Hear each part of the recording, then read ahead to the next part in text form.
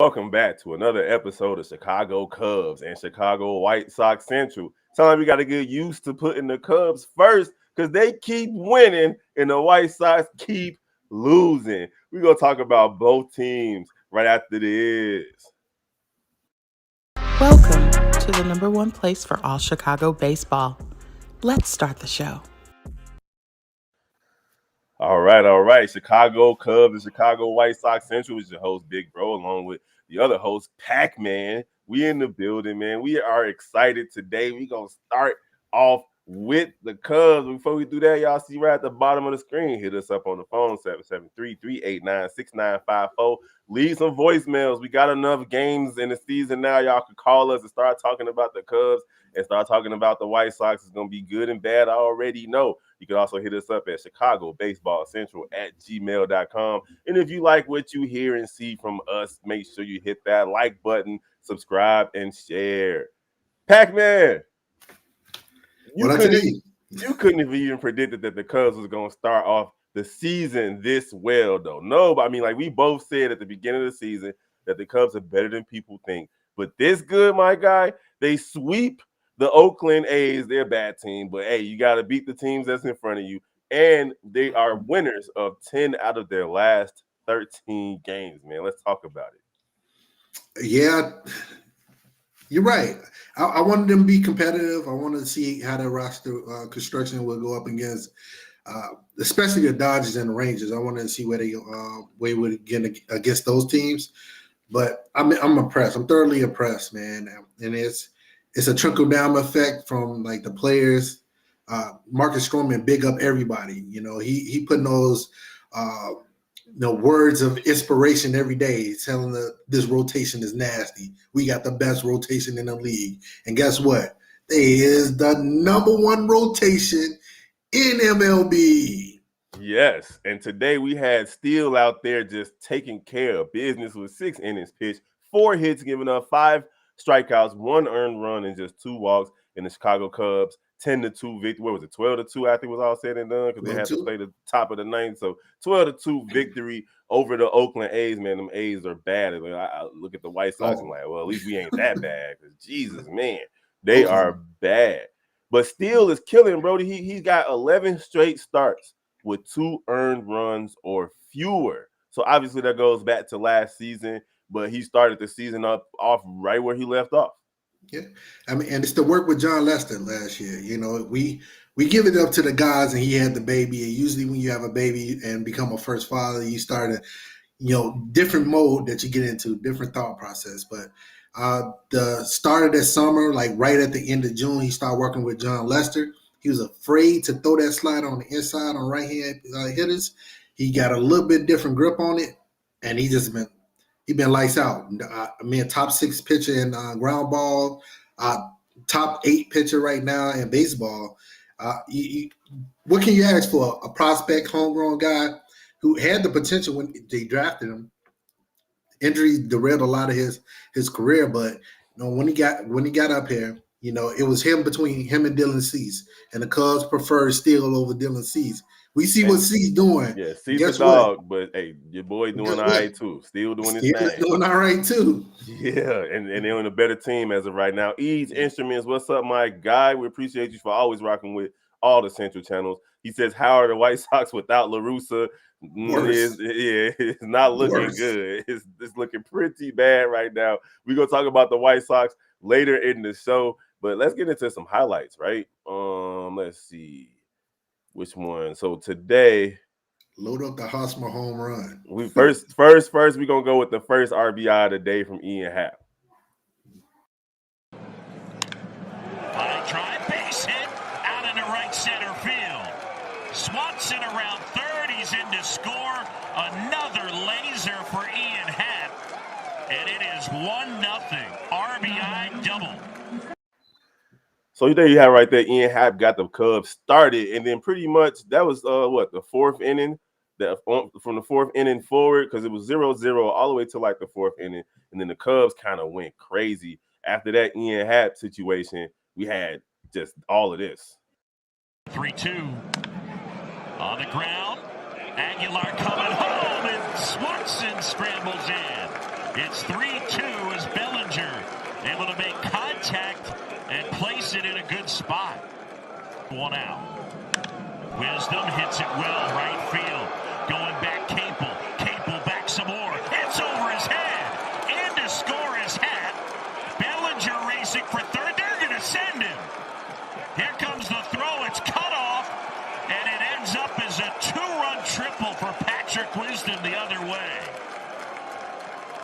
All of the home runs, all of the power. I mean, this ball would have gone out of a lot of ballparks. It didn't go out, but it turned the right fielder completely around. All of a sudden, you know that Ian Happ's going to tag. He's going to score right behind his buddy. Wild pitch and racing home is Wisdom, and they add on. It's 6-2.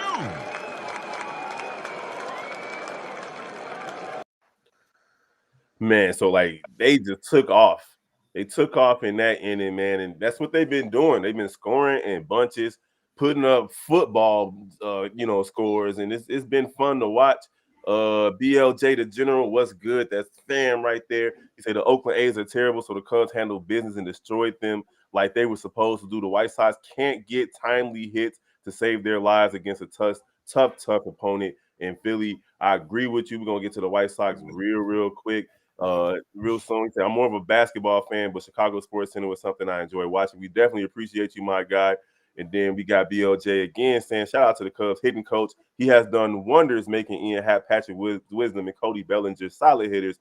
No way does Wisdom smash a double to right field like that last year. Those are all facts. We got a couple more highlights to get into before you respond to those comments, and then we'll get to the comments because you wanted to see this, and I'm definitely going to show it. In the air, pretty well struck left center field, going back Ruiz, and that one is gone. Eric Hosmer, his first homer as a Cub. He'll circle the bases, the Cubs add on, and it's 7-2 as Hos goes deep.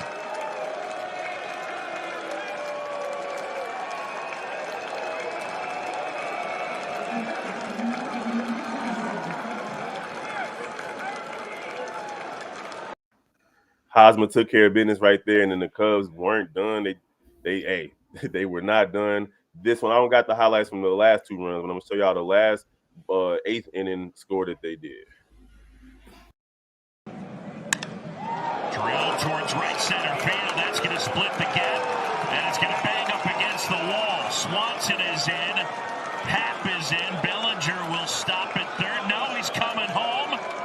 3 score on the play, and it's 10-2.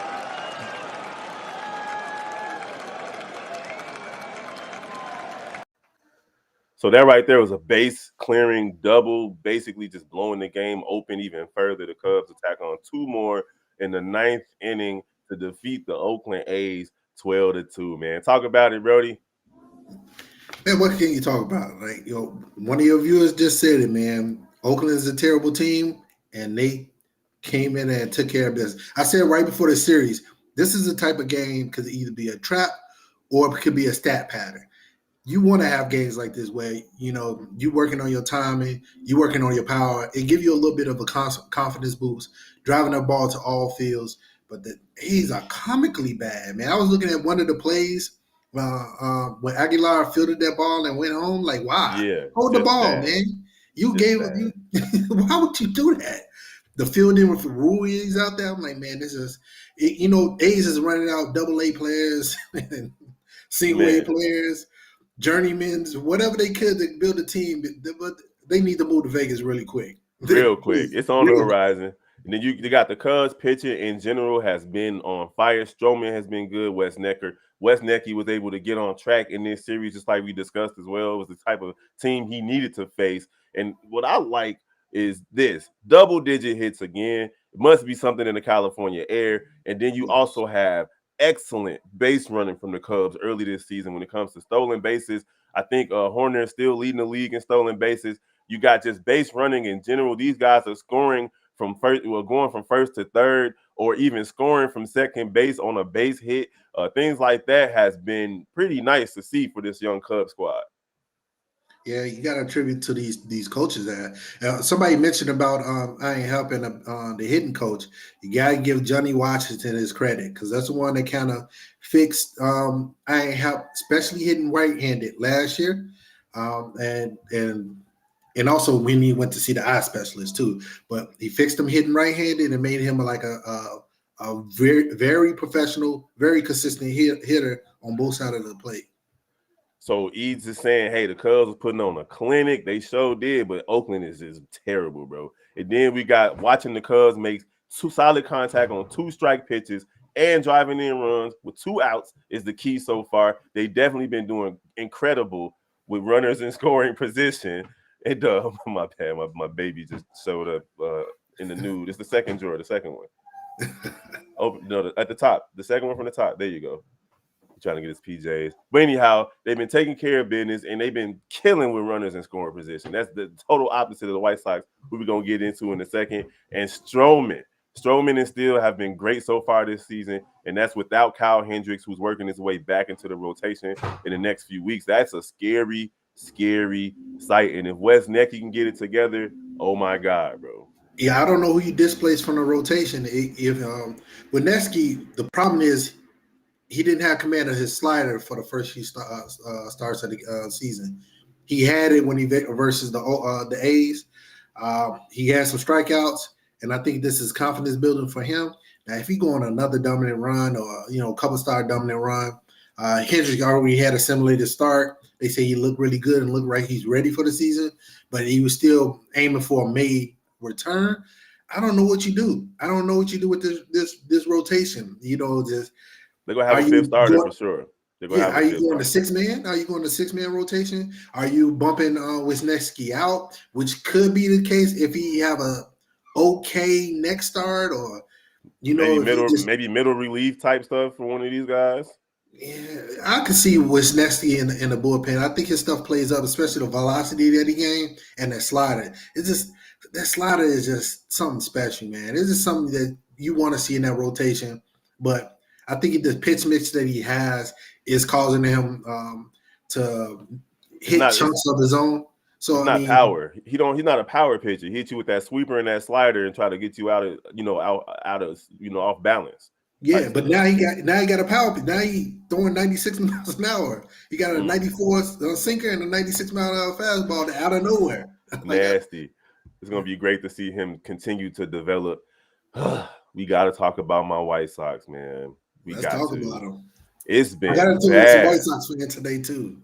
With the exception of the opening season series versus Houston, they haven't looked good since then. They had basically it went 2-2 against them, and they haven't won a series since then. They won a game series that they played since they played the Houston Astros, and that's not good. The White Sox lose 2 of 3. Pardon the typo. 2 of 3 versus the Phillies. They had a doubleheader yesterday. They lost the first one, even though they started off good again, getting early runs.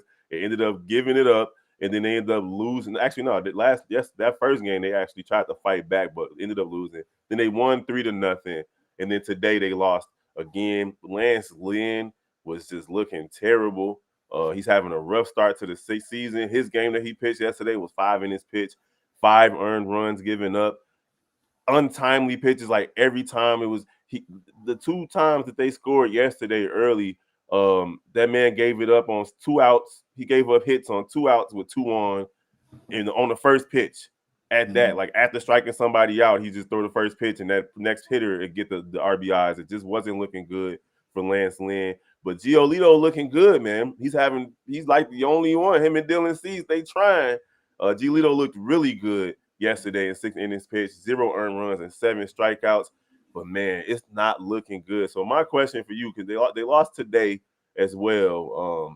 My question for you is can the White Sox turn things around? And it's more than just Tim Anderson and Moncada being out and Eloy out and in and out of the lineup. It's pitching, it's the bullpen, it's hitting, it's defense. Like it's a lot of holes on this White Sox team.